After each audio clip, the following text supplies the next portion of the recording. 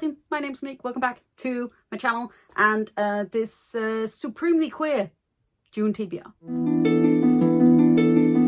Now this Bookwitchreviews my channel and I would like to make more videos, so we are doing a June TBR. June is Pride month, so I am hoping to do quite a few videos for you guys featuring all of my favorite queer books, and I obviously have many, but I also have quite a few on my TBR. So I have picked some books that I've been super excited about. I'm trying to cover as many like queer identities as I can, and hopefully I'll just bounce right through them. That's the hope, that's the dream.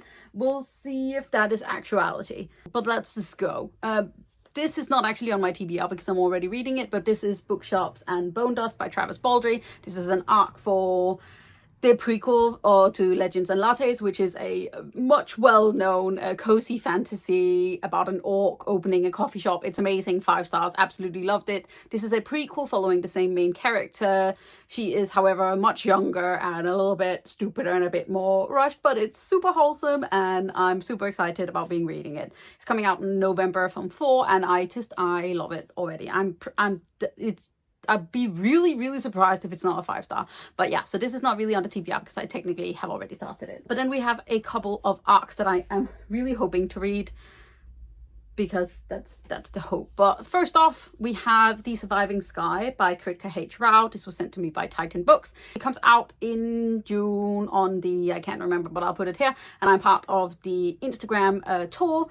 And I don't believe that this is queer. It is following a middle-aged couple trying to save their floating city. It's the only book that isn't queer on my TBR this month, and it's just because I meant to read it last month and I didn't get to it. But I've been super excited about it. Adult fantasy, and it just looks stunning. Look at that cover, like, yeah. Then we have another couple of arcs, some of them being more priorities. So this is The First Bright Thing by J.R. Dawson. This was sent to me by Black Crow PR and 4. This is a historical fantasy about like a mysterious circus, and we are following the ringmaster of this fancy circus, and I believe that it's like in the 1920s, and we are following a married couple running this circus for the Sparks, which are people who have woken up with magical abilities. And I believe it's a little bit creepy, and for fans of like the Night Circus, I didn't like the Night Circus, I DNF'd it, I'm sorry, I'm so sorry, but I am hoping I'll love this. This also comes out in June. I will put the date here, and I'm really excited about reading it, hopefully in June. That's the dream.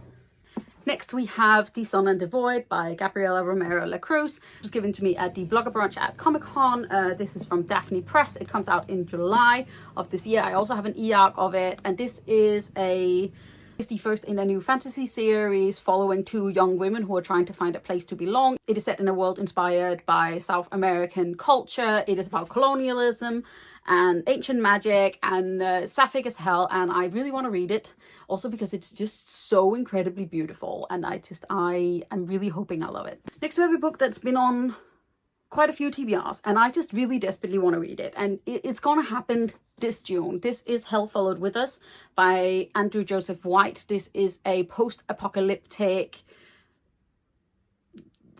setting with a young trans man who is running from a cult who I believe have hidden something in his DNA, and he sort of stumbles upon this queer youth group center that's being a haven for young people, and I've just heard nothing but amazing things. I love this cover, and I really want to read it, and it just keeps getting like out of my hands. Then we have a cute little, this is 16 Souls by Rosie Talbot. This is a YA magical realism book. We are following Charlie who sees ghosts. He lives in York. This is written by a friend of mine from Book Talk. I have heard nothing but amazing things. It looks super cute, and I'm hoping to just ram right through it and have a marvelous time. It sounds great. Also, like, you know, queers and ghosts, and I believe it's because ghosts are disappearing, but yes. Next we have a newer book that has just sort of jumped up on my list, and this is Silver Under Nightfall by Rin Chupeco. Rin Chupeco also wrote The Bone Witch, which I didn't like. They also wrote The Never Tilting World, which I did love, and this I believe is I'm assuming it's adult and sort of magical realism, urban fantasy. Okay, so it's set in our world and set in a fantasy world, and we are following Remy, who may or may not be half vampire, and yeah, he falls into sort of a odd working relationship with a vampire heiress and her fiance. And I believe that there's a new breed of vampire around, and I've just heard really amazing things. I also really love the US cover, but it's still solid, and this is a great spine, honestly. So obviously this is quite a stack of books, but we do have a couple of extras, you know, just in case I suddenly turn into a speed reader again. And I'll just show you those real quick.